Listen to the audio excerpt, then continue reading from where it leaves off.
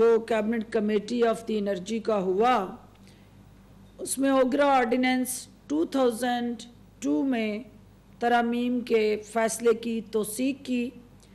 اس کی روح سے اوگرا سیکشن 8 میں جو ترامیم کی گئی ہیں ان ترامیم کی روشنی میں ریگولر اور سیمی اینول ٹیرف جو ہے اس کو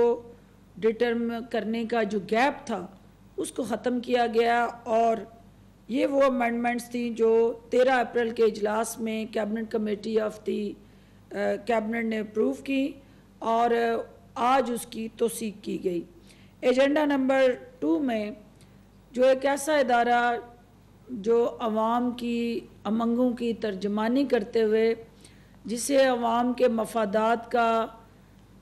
ضامن بنایا گیا اور ایک ایسا مؤثر ہتھیار جس کو آئینی اور قانونی طور پہ خود مختار بنایا گیا، بااختیار بنایا گیا اور طاقت دی گئی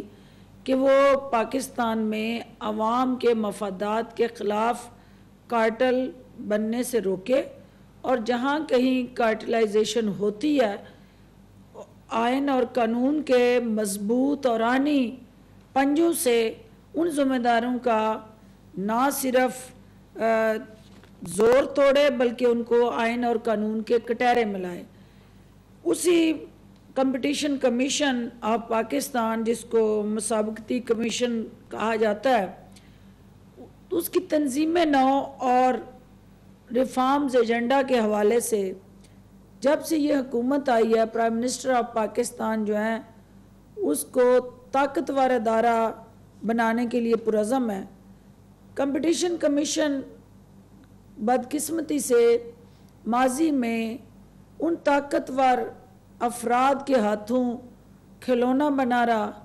اور عوام کے مفادات کا تحفظ کرنے کی بجائے ان شخصیات اور افراد کو نہ صرف تحفظ دیتا رہا بلکہ ان کے مفادات کے لیے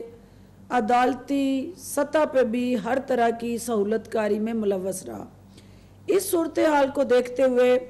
پرائم منسٹر آف پاکستان نے کمپٹیشن کمیشن کی چیئرپرسن کو ان کے عہدے سے ہٹانے کا کیبنٹ کے اجلاس کے دوران فیصلہ کیا، جو انہوں نے عدالتی ریسکیو لے کے اسٹے آرڈر لیا، اور وہ فیصلہ ابھی تک چونکہ عدالت کا پینڈنگ ہے اور ابھی تک اس پہ حتمی عدالتی رائے حکومت کو موصول نہیں ہوئی، تو آج کیبنٹ نے یہ فیصلہ کیا کہ اس ادارے کی جو ریسٹرکچرائزیشن ہے، ریفارمز ہیں، اس کو ڈیجیٹلائزیشن کے ساتھ جوڑ کے دور حاضر کے جدید تقاضوں کے عین مطابق بنانا وقت کی اشد ضرورت ہے، تاکہ ظہیرہ اندوزوں کے خلاف جو آرڈیننس لایا گیا ہے اس کو مؤثر اور بھرپور انداز سے عوام کے مفاد میں استعمال کیا جائے۔ تو لہٰذا جو آج ڈاکٹر عشرت حسین کی کمیٹی جو بنی تھی ان کی قیادت میں، جن کو یہ کام سونپا گیا تھا کہ وہ اس ادارے کی حد و حال کو امپروو کرنے کے لیے اور اس کی پرفارمنس کو اور زیادہ عوام کے جذبات، احساسات اور حقوق کا نگہبان اور پاسبان بنانے کے لیے کام کرے یہ ادارہ، وہ ریکمنڈیشن سامنے لائی جائیں۔ آج ڈاکٹر عشرت حسین کی سفارشات کو کیبنٹ کے سامنے پیش کیا گیا، اور ان سفارشات کی روشنی میں یہ بات کیبنٹ کے سامنے رکھی گئی کہ اب تک اس ادارے کے خلاف 27 پٹیشنز فائل ہوئی ہیں، اور مختلف جو سٹیک ہولڈرز ہیں ان کے ذمے 27 ارب روپے کے واجبات ہیں جو انہوں نے حکومت پاکستان کو ادا کرنے ہیں، تو وہ شوگر مل ایسوسی ایشن ہو یا فلاور مل ایسوسی ایشن ہو یا دیگر وہ تمام فوڈ کموڈیٹیز کے ساتھ جڑے جو آرگنائزیشنز ہیں، انہوں نے ان کے فیصلوں کے خلاف عدالتوں سے سٹے لیا، اور ایسے سٹے ہیں کہ جن کی میعاد جو ہیں وہ گزشتہ 11 سال سے ان کے ڈیسیژن پینڈنگ ہیں۔ تو اس پہ پرائم منسٹر آف پاکستان نے اور کیبنٹ نے سخت ناپسندگی کا اظہار کیا، اور ایک دفعہ پھر اس عزم کو دہرایا کہ پاکستان کے اندر کسی فرد کو کسی تنظیم کو اور کسی شخصیت کو عوام کو یرغمال بنانے کی کوئی بھی سازش اور کوشش جو ہے اس کی حوصلہ شکنی کی جائے گی، اور اس کمیشن کو اور زیادہ امپاور کیا جائے گا تاکہ یہ عوام کے حقوق کی ترجمانی کرتے ہوئے ان کے حقوق کا نگہبان بنے۔ اس کمیشن کے حوالے سے چونکہ آج جو فردر ریفارمز ایجنڈا کو آگے بڑھانے کی کیبنٹ نے منظوری دی، اس میں ایک تو جو ایپلیٹ ٹرائبونل ہے اس کی اسامیوں کو پرائم منسٹر آف پاکستان نے 1 ہفتے کے اندر پر کرنے کی ہدایات دی ہیں۔ ڈپٹی اٹارنی جنرل کو یہ ذمہ داری سونپی گئی ہے کہ وہ فی الفور جو ہے اس ایپلیٹ ٹرائبونل کو مکمل کریں اور اگلی کیبنٹ کی میٹنگ میں اس کو لائیں تاکہ اس ادارے کو فعال بنایا جا سکے۔ اور دوسری ریکمنڈیشن میں جو لوگ سالہ سال سے ایک عہدے پر براجمان ہیں اور ان کو کئی سالوں سے وہ میچ فکس کر کے دوسرے افراد یا عوام کی بجائے ان ایسوسیشنز کے نمائندگان اور مل اونرز کو فائدہ پہنچانے میں مصروف عمل ہیں، ان کو فی الفور ان کے عہدوں سے ہٹایا جائے۔ اس کے ساتھ ساتھ جو پرائم منسٹر آف پاکستان نے اس عزم کو دہراتے ہوئے ایک دفعہ پھر کیبنٹ کو یہ یقین دلایا کہ وہ ان تمام اداروں کو جن کا کام عوام کے مفادات کا تحفظ کرنا ہے، جہاں کہیں پہ بھی گٹھ جوڑ، ملی بھگت اور جان بوجھ کر عوام کے مفاد سے ٹکراؤ اور ان کی سوچ اور پالیسیز ایسا تاثر پیدا کریں گی، وہ کسی صورت بھی اس کو برداشت نہیں کریں گے۔ ان پالیسیز میں اگر کوئی ریویژن کی ضرورت ہے تو ان کو ریوائز کیا جائے اور ان کو پبلک فرینڈلی بنایا جائے تاکہ عوام جو ہیں وہ مستفید ہو سکیں ان قوانین سے بھی اور ان پالیسیز سے بھی۔ اس کے علاوہ جو ایجنڈا نمبر ہمارا آج کا اہم ایجنڈا نمبر 3 جو تھا، اس میں ایک بہت اہم امینڈمنٹس آج کیبنٹ نے اپروو کی ہے، کیونکہ یہ سرکاری ملازمین ہمارے جن کو سرکاری رہائش کی سہولت سرکار دستیاب کرتی تھی، ایک ان کو فیسیلیٹیشن جو دستیاب تھی منسٹری ہاؤسنگ کی طرف سے، اور ایک جو ہے وہ منسٹری فائنانس کی طرف سے 1991 کا حکم نامہ تھا، جس کے تحت وزارت خزانہ تمام سرکاری ملازموں کو یہ سہولت دیتی تھی کہ وہ 25 سال کی نوکری کے بعد 5 سال ایڈیشنل کر کے کسی وقت بھی 30 سال کے لیے اس گھر کو ریٹین کر سکتے ہیں، اور 30 سال کی نوکری کے بعد 60 سال تک، یعنی اگر وہ جاب چھوڑ بھی دیں، نوکری میں نہ بھی ہوں، تو وہ سرکاری گھر کو 60 سال کی عمر اور پھر 6 ماہ مزید ریٹین کر سکتے ہیں۔ تو آج کیبنٹ نے 1991 کا جو فائنانس منسٹری کا حکم نامہ تھا اس کو وڈرا کیا ہے، اور ہاؤسنگ منسٹری کا جو ہاؤسنگ پالیسی کا ایک لے ڈاؤن کرائیٹیریا ہے اسی کو انڈورس کیا ہے، تاکہ تمام سرکاری ملازمین کی رہائش گاہوں کے حوالے سے یکساں پالیسی کا اطلاق ہو، جس کا مطلب یہ ہے کہ 60 سال کی عمر میں جب کوئی سرکاری ملازم ریٹائر ہوگا تو وہ صرف 6 ماہ ایڈیشنل اس گھر کو رکھنے کا مجاز ہوگا۔ اس کے علاوہ جو بھی اس کے ساتھ جڑے 1991 کے لاز کے یا پالیسی کے مطابق بینیفٹس تھے وہ سب ختم کر دیے گئے ہیں۔ ایجنڈا نمبر 4 کے تحت نیشنل کمیشن آف مائنارٹیز جو ہے اس کی ری کانسٹیٹیوشن کی گئی ہے، آج اس کو از سر نو مرتب کیا گیا اور کیبنٹ نے اس کی باضابطہ منظوری دی ہے، جس کے مطابق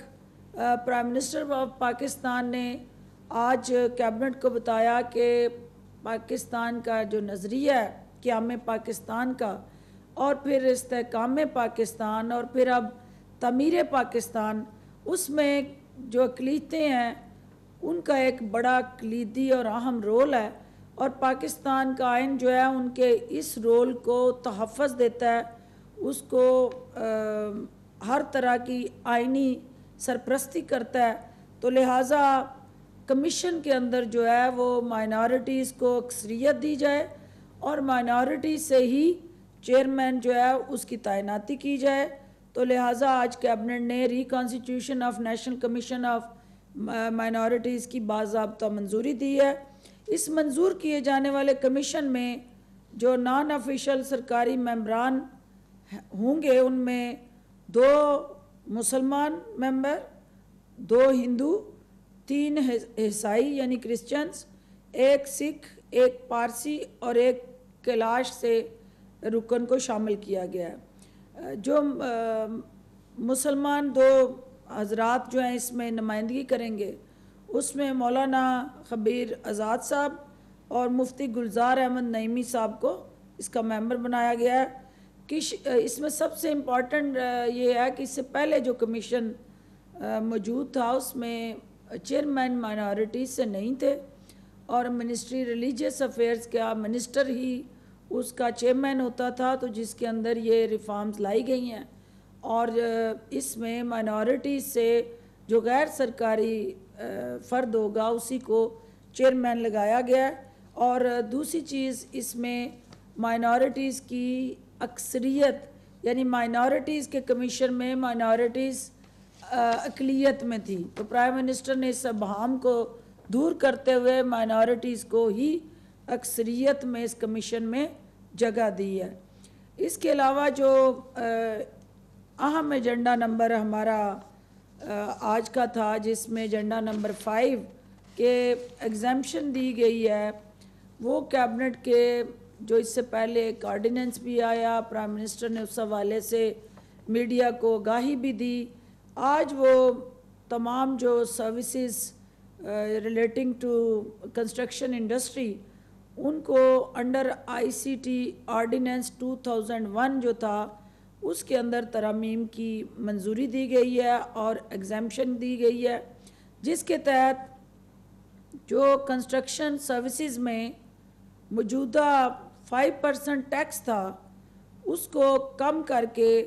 0 کر دیا گیا۔ اسی طرح جو service provided by property dealers and real estate agents ان کے اوپر لاگو جو ٹیکس تھا اس کو 5% کم کر کے 0 کر دیا گیا۔ اسی طرح services provided by property developers and promoters ان کے اوپر جو ٹیکس تھا اس کو بھی آج 0 کر دیا گیا ہے۔ اور ایسے کم لاگت والے گھر جو نیا پاکستان ہاؤسنگ پروجیکٹ کے تحت تعمیر کیے جائیں گے ان پر پراپرٹی ڈیولپرز کی سروسز پر جو ٹیکس ہے اس کو بھی 0 کر دیا گیا ہے۔ تو یہ پرائم منسٹر آف پاکستان کا جو ڈیلی ویجر کے لیے، مزدور کے لیے اور